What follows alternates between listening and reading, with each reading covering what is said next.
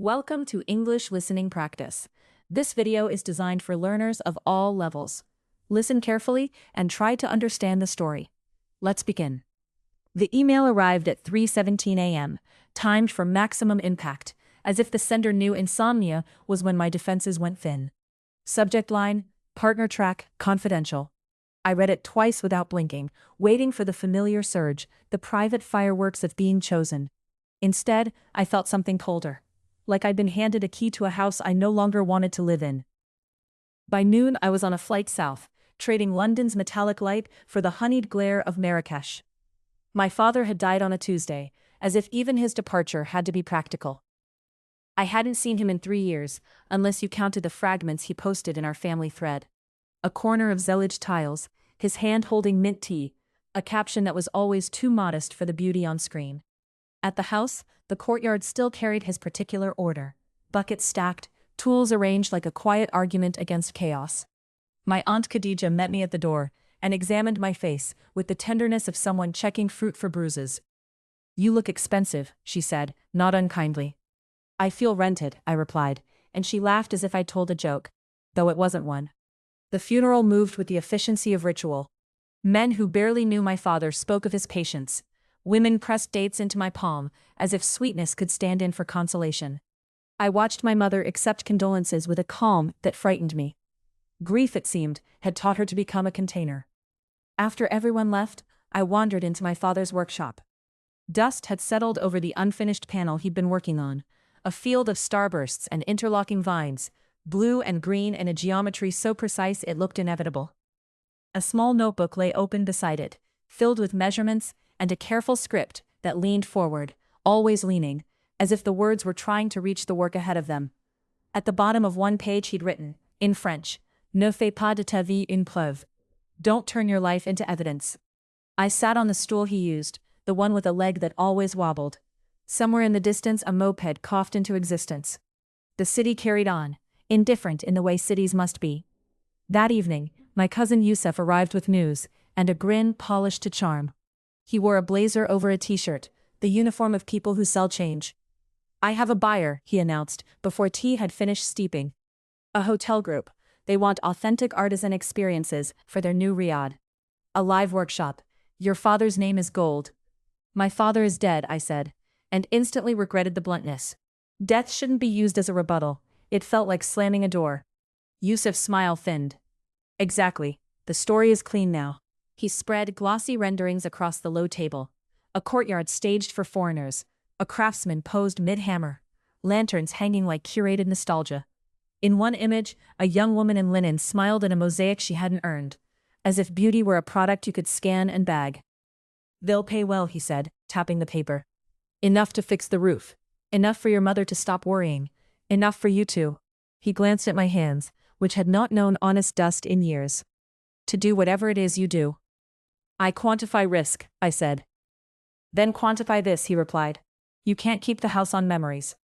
Later, alone, I checked my phone and saw the partner track email again, sitting bright and patient at the top of my inbox. The offer was generous, the language flattering without being sentimental. It promised a future that fit neatly into my existing narrative. Daughter of an artisan becomes architect of finance, tradition transmuted into triumph. I could already hear how people would tell my story at dinner parties, their admiration disguised as curiosity. In the morning I visited the Medina, not for shopping, but for evidence of what the city had become in my absence. There were more English signs, more cafes offering Moroccan bowls, more strangers holding up phones, as if the world owed them a frame. Near the tanneries I watched a boy guide tourists with the exhausted professionalism of someone twice his age, handing out sprigs of mint to mask the smell of labor. On my way back, I passed a small stall where an old man was aligning tiles on a board. His hands moved with a deliberation that felt almost defiant.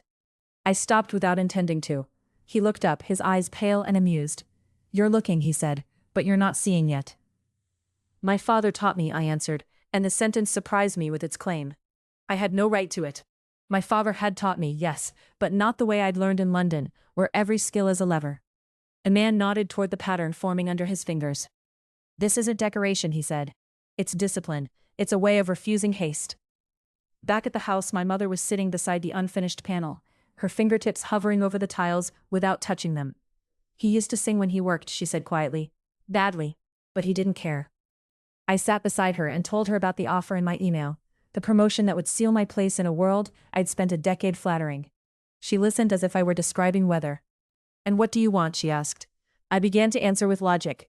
Salary, security, prestige. But the words felt like someone else's clothes. I thought of the hotel renderings, the staged authenticity, the boy near the tanneries performing his inheritance. I thought of my father's line. Don't turn your life into evidence. Evidence of what? Of worthiness? Of escape? I want to stop auditioning, I said at last. That afternoon Yusef returned, already talking, already selling.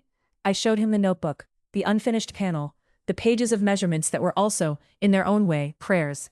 He shrugged with the impatience of modernity. Amina, he said, softening, you can honor him and still be smart. I know, I replied. That's the problem. When night fell, I opened my laptop at the kitchen table. The partner track email waited like a dare. I drafted 2 replies. In one I accepted. In the other I declined politely, with gratitude sharpened into distance. I stared at both until the screen blurred, then closed the computer without sending either. Instead I went into the courtyard and sat near the workshop door. The air smelled faintly of clay and orange blossom, and somewhere a radio played an old song I couldn't name, but somehow knew. I listened, until the city's noise softened around the edges, until the quiet took on a shape.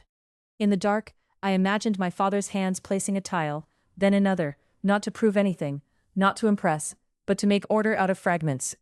I realized then that ambition is not always the hunger for more.